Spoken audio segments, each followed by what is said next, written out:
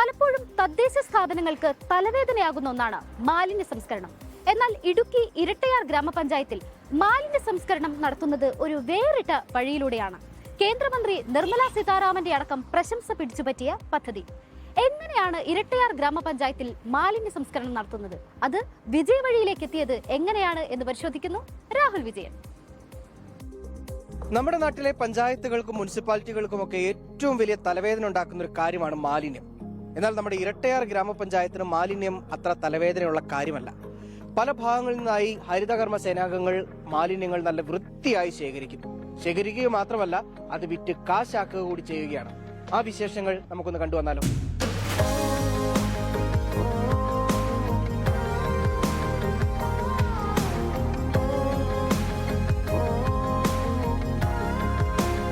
ഇരട്ടയാർ പഞ്ചായത്തിലെ 24 ഹരിതകർമ്മ സേനാംഗങ്ങൾ വാതിൽപ്പടി സേവനത്തിലൂടെ വീടുകളിൽ നിന്നും കടകളിൽ നിന്നും ഉൾപ്പെടെ അജൈവ മാലിന്യങ്ങൾ ശേഖരിക്കും. അത് പഞ്ചായത്തിനോട് ചേർന്നുള്ള RRFിലും MCFിലും എത്തിച്ച് 24 വിഭാഗങ്ങളായി വേർതിരിക്കും.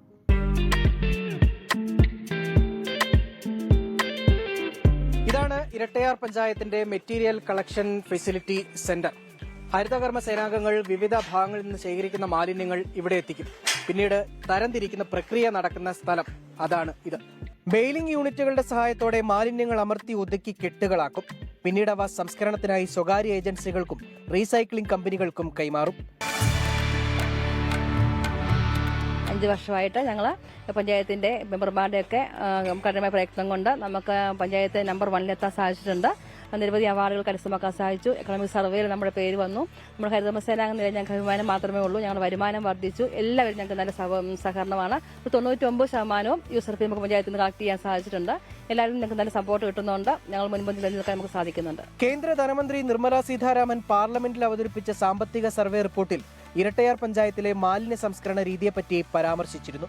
ഇതിനകത്ത് ഭരണസമിതി അംഗങ്ങൾ ഒത്തൊരുമിച്ച് നിൽക്കുന്നു. 14 മെമ്പർമാരും അവിടെ LDFO അല്ലെങ്കിൽ മറ്റ് രീതിയിലുള്ള കക്ഷി രാഷ്ട്രീയമൊന്നും നോക്കാതെ ഒറ്റക്കെട്ടായി നിൽക്കുന്നതുകൊണ്ടാണ് നമുക്ക് ഈ മുന്നേറ്റം കൊണ്ടുവരാൻ വേണ്ടി കഴിഞ്ഞത്. മാത്രമല്ല നമ്മുടെ വ്യാപാരികൾ, അതുപോലെ തന്നെ നമ്മുടെ ഓട്ടോ തൊഴിലാളി മേഖലയിലുള്ള സുഹൃത്തുക്കൾ, ജനങ്ങളെല്ലാവരും ഒത്തൊരുമിച്ച് നിന്നുകൊണ്ടാണ് ഈ പ്ലാസ്റ്റിക് മാലിന്യ സംസ്കരണ രംഗത്ത് നമുക്ക് മുന്നേറ്റം കൊണ്ടുവരാൻ വേണ്ടി കഴിഞ്ഞത്. അപ്പം ഈ രീതിയിൽ മുന്നോട്ട് പോകുമ്പോൾ പിന്നെ മറ്റൊന്ന് നമ്മുടെ ഒരു പഞ്ചായത്തിന് എടുത്തു പറയേണ്ടത് ലെഗസി വേസ്റ്റ് നമുക്കില്ല എന്നതാണ്. മറ്റു പഞ്ചായത്തുകളിലൊക്കെ അങ്ങോട്ട് പൈസ കൊടുത്ത് ലെഗസി വേസ്റ്റ് കയറ്റിവിടുമ്പോൾ നമ്മൾ പൈസ കൊടുക്കാതെ ലെഗസി വേസ്റ്റ് ഒഴിവാക്കിക്കൊണ്ട് ഈ ഓരോ പ്ലാസ്റ്റിക് ഉൽപ്പന്നങ്ങളും തരം തിരിച്ച് സെഗ്രിഗേറ്റ് ചെയ്ത് കൊടുക്കുന്ന വഴി നമുക്ക് കൂടുതലായി വരുമാനം കൊണ്ടുവരുന്നുണ്ട്.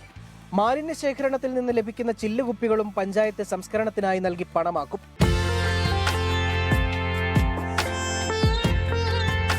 അഞ്ചു വർഷം കൊണ്ട് 5000 ടണ്ണോളം പ്ലാസ്റ്റിക്കും 62 ടൺ ചില്ലുമാണ് പഞ്ചായത്ത് വിറ്റ് കാശാക്കിയത്.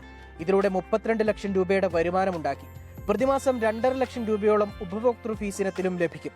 ജൈവമാലിന്യം സംഭരിച്ച് തൂമ്പൂർ മൂഴി, വിൻഡ്രോ കമ്പോസ്റ്റ് യൂണിറ്റ് എന്നിവ വഴി ജൈവ വളമാക്കി മാറ്റുകയും ചെയ്യുന്നുണ്ട്. മാലിന്യ സംസ്കരണത്തിൽ സംസ്ഥാനത്തെ മറ്റ് തദ്ദേശ സ്ഥാപനങ്ങൾക്കും മാതൃകയാക്കാവുന്ന വിധത്തിലുള്ള പ്രവർത്തനമാണ് ഇരട്ടയാർ പഞ്ചായത്ത് നടത്തിയിട്ടുള്ളത്.